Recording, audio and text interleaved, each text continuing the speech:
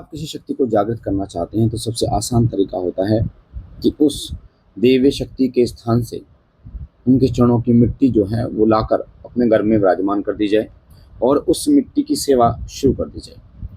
कैसे उस मिट्टी को लाना है, कहाँ से उस मिट्टी को लाना है और कैसे उसमें प्राण आएंगे, कैसे उस मिट्टी को जागृत करें, इस पूरी वीडियो में यही चीज़ मैं आपको बताने जा रहा हूँ। वीडियो को ध्यान से सुनना है, एक चीज़ बारीकी से, और ताकि आप इन चीज़ों को समझ सकें।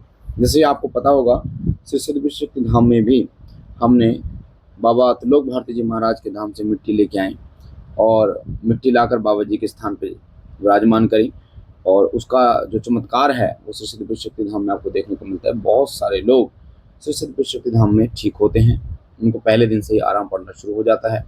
और ये होती है किसी सिद्धपीठ धाम से जब आप मिट्टी लेके आते हैं उस देवता के चरणों की। मिट्टी, जोत और उस जोत का घी या तेल, उसमें एक अलग ही पावर होती है। या फिर आप उस स्थान के धोने की भभूत या उस स्थान का कोई पत्थर ला सकते हैं, इनमें बहुत पावर होती है। ये सुनने में आपको अजीब लग रहा होगा और मुझे नहीं लगता कि किसी ने भी आज तक इस विषय पर बात करी होगी कि किसी सिद्धपीठ स्थान से आप मिट्टी के माध्यम से उस देवता की तरंग को ला सकते हैं, जोत के माध्यम से उस देवता की तरंग को ला सकते हैं, घी या तेल जिस जोत में वो जल रहा है उसके माध्यम से उस देवता की तरंग को ला सकते हैं, या फिर पत्थर के जो पत्थर है उसके जरिए उस देवता की तरंग को ला सकते हैं। कभी नहीं सुना होगा आपने, पर बाबा भोलेनाथ और माता पार्वती के आदेश से ये गूढ़ जानकारियाँ हमें प्राप्त हुई और आप तक ये पहुँचाई जा रही हैं। और ये मैंने स्वयं की है, तो इसलिए मैं इन चीज़ों को अच्छी तरीके से आपको समझा सकता हूँ कि हाँ, इनमें कितनी ऊर्जा होती है। श्री सिद्धपीठ शक्ति धाम जो हमारा है, जब उसकी नींव रखी गई थी ना तो उसका पूजन हुआ था, ना उसमें कलश वगैरह, ईंटें वगैरह कुछ भी नहीं हुआ। उस मंदिर का पूजन यानी कि उस नींव का पूजन हुआ ही नहीं, फिर भी वो मंदिर जागृत है, फिर भी वहाँ शक्तियाँ जागृत है। लोग आते हैं, संकट करते हैं, खेलते हैं, आराम पड़ते हैं। आप वीडियो में देखते हैं लोगों की स्किन की दिक्कत ठीक हो रही है, फोड़े की दिक्कत एक दिन में ठीक हो रही है, ठीक है, भूत प्रेत से जुड़ी समस्याएं ठीक हो रही हैं, लोगों के दर्द ठीक हो रहे हैं। कैसे? क्योंकि हमने उस स्थान को जागृत किया है।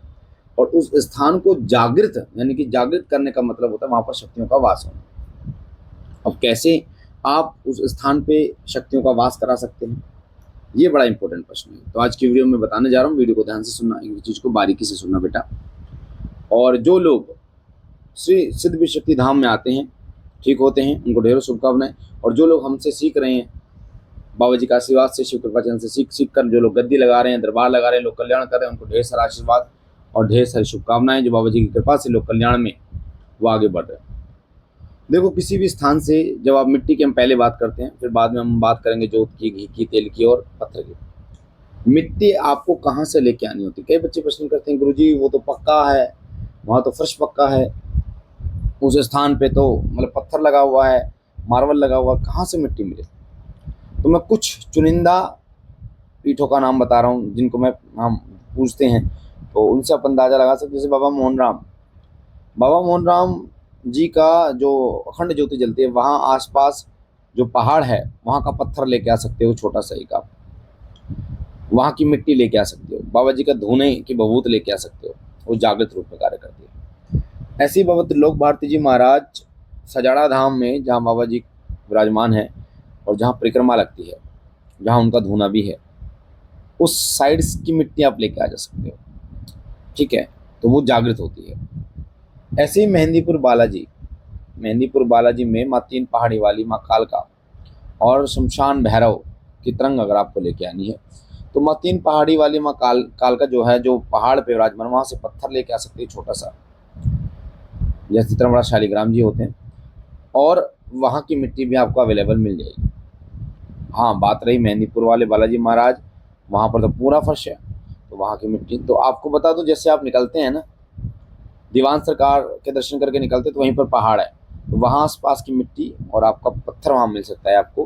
क्योंकि जो सिद्धपीठ स्थान होता है वहाँ पर उस देवता के चरण चिन्ह जरूर होते हैं। ऐसा नहीं है कि केवल गर्भगृह में ही होते हैं। ये तो गर्भगृह तो हमने बना दिया कि गर्भगृह ये है, इतना बड़ा एरिया होगा, कमरा बना दिया या जो भी माहौल बना दिया जैसे भी, पर उन देवता के चरण चिन्ह जो हैं, जैसे भगवान श्री कृष्ण के पूरे व्रज में, वृंदावन में उनके चरण चिन्ह हैं, उसी प्रकार से बालाजी महाराज, प्रेता सरकार, भैरवनाथ, इनके चरण चिन्ह हर स्थान पर है। तो वहाँ पर मेहंदीपुर के आसपास की मिट्टी आपकी लाभकारी होगी। ठीक है, समझ में आ गया आपको।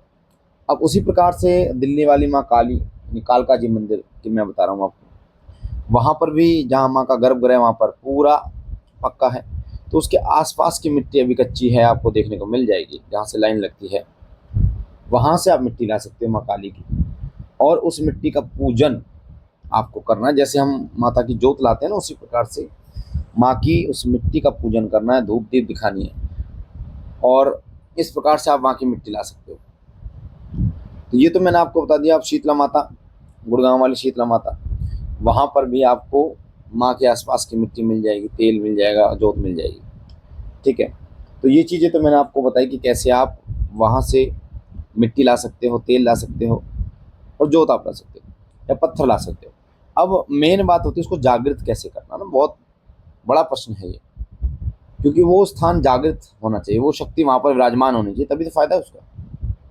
तो इसके लिए जो बाबा जी के आदेश के अनुसार मैं आपको बता रहा हूँ, वीडियो को ध्यान से सुनना और बारीकी से सुनना मेरे बच्चा, क्योंकि ये जो जानकारियाँ हैं ना, ये जानकारी आपको कहीं नहीं मिलेंगी। और अगर आपने इन जानकारियों को मिस कर दिया तो फिर ये नहीं मिलेंगे आपको बेटा। और ये मैं खुद करता हूँ, इसलिए मैं आपको बताता हूँ बेटा। बाबा जी का आशीर्वाद से, बाबा जी का आदेश से जो आदेश मुझे मिलते हैं उनको मैं पहले खुद करता हूँ, उसके बाद जो रिजल्ट आता है उसके बाद ही मैं आपको बताता हूँ। तभी, चाहे वो लौंग का हवन हो, सामग्री का हवन हो, मिश्री का हवन हो, गोले का हवन हो, ठीक है, काली उड़द, काली सरसों, पीली सरसों का हवन हो, जितने भी हवन हमने आपको बताए हैं, चावल का हवन हो, गोले के बरादे का हवन हो, ये सब हमने बाबा जी का आदेश से ही बताए हैं। हवन की पूरी प्रक्रिया आपको कहीं नहीं मिलेगी, सिर्फ शिव कृपा चैनल पर। आप, हो सकता है आप लोगों ने कॉपी करना स्टार्ट कर दिया तो एक अलग बात है, पर शुरुआत में सबसे पहले हमने इन चीज़ों के विषय में बताया। अब कैसे उन शक्तियों को जागृत करना, ध्यान से सुनिए।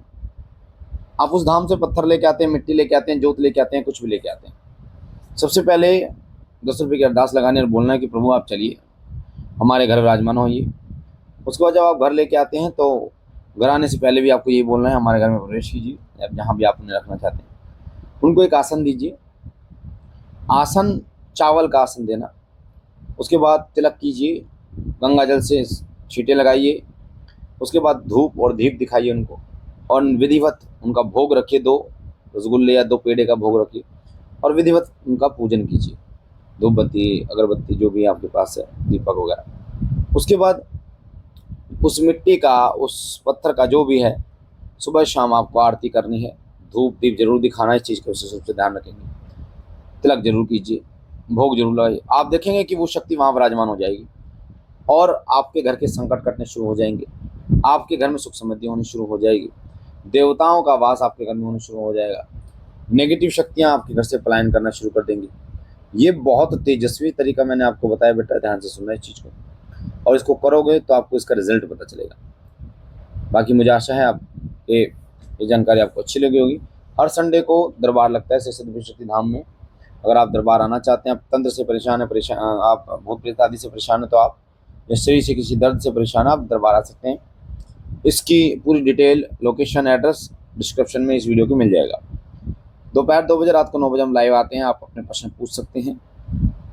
और महीने में 15 से लेकर 25 तारीख के बीच में संकटनाशक हवन होता है। आप उस हवन में अगर नाम लिखवाना चाहते हैं, आप तंत्र बाधा से परेशान हैं, बार बार तांत्रिक आपको परेशान करते हैं, भूत बाधा से परेशान है, तो 8130404375 8130404375 दरबार का नंबर, इस पर आप व्हाट्सअप कर सकते हैं और अपना नाम लिखवा सकते हैं। अगर आप संकटनाशक धूनी, आप दरबार नहीं आ सकते किसी कारण से, तो आप संकटनाशक धूनी मंगवा सकते हैं घर बैठे।